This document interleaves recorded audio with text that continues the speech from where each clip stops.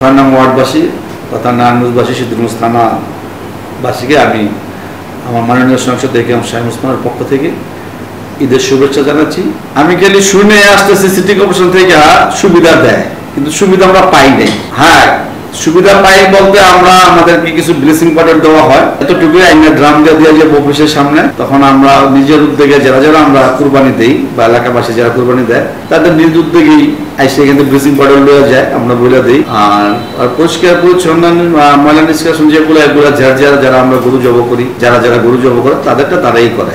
আমাদের কুরবানিটা হতে হবে মন থেকে এবং আল্লাহর নামে আমরা একটা কুরবানি দিচ্ছি। আমার একটা বিশ্বাস, যেটা দিলে আমি একটা সওয়াবের কাজ হবে।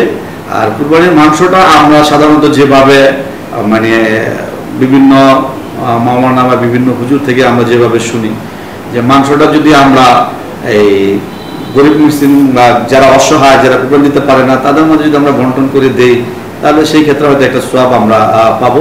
আমাদের সামাজিকভাবে যেটা আমাদের এই শিমুলপাড়া একপাড়া জামে মসজিদ সমাজে আছে, আমরা সমাজের মধ্যে এটাকে 3 ভাগে ভাগ করি।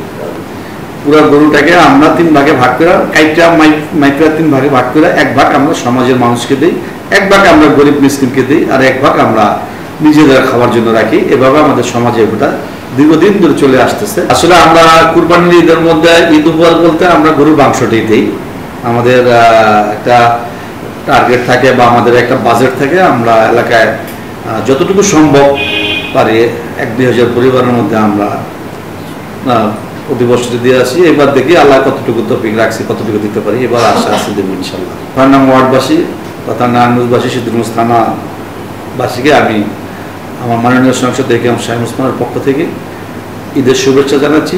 সবাই সুন্দর থাকবেন, সুন্দরভাবে উদযাপন করবেন, সবাই সপরিবার নিয়ে ঈদের আনন্দ উপভোগ করবেন, এই আশা রাখি। সবার প্রতি সবার জন্য দোয়া রইল এবং সবাই আমাদের জন্য দোয়া করবেন ইনশাআল্লাহ। ঈদ মোবারক।